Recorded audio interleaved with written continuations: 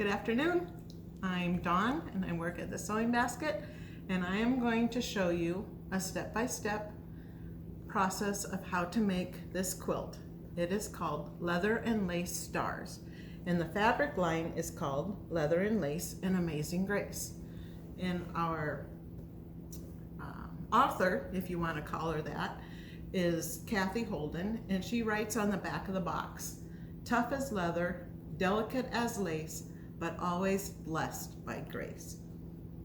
I think that is so cool. So we are going to open it and see what's inside.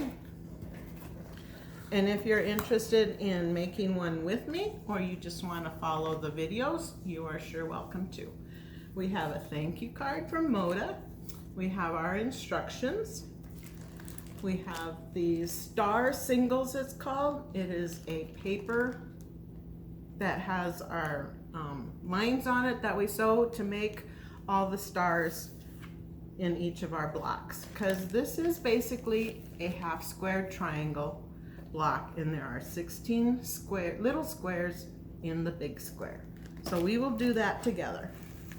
And then all the fabric that is needed to complete the top, the borders, and the binding come included in our kit. Shrink wrap, so I'm not going to open this one. I have opened one because I have started the process of making the quilt. So let's see what we have. Okay, so inside you will find this assortment of fabrics. As you can see, it has been, this is kind of my leftovers, okay, because I did start doing it. As you can see, they have been folded and inside of this box for a little while. So before you cut, you should go to your ironing board and press so that you get nice flat cuts and you don't have any bubbles or pockets as you do it. So the first step that we are going to do, I'll just get mine in case I wrote a note on here that I need to know, but all of the fabrics are pictured so you will not make a mistake in what needs to be cut. So our first cut is fabric A, which is the collage fabric, and you have to cut 5 8¼ inch strips, and then you will subcut into 8 1/4 by 8 1/4. So you follow that for all of your cutting.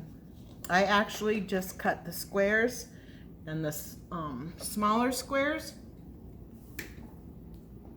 I left my fabrics whole, if you want to call it that, and I usually cut my borders after I have all my blocks sewn together. So get to work, and we'll see you next time. Thank you.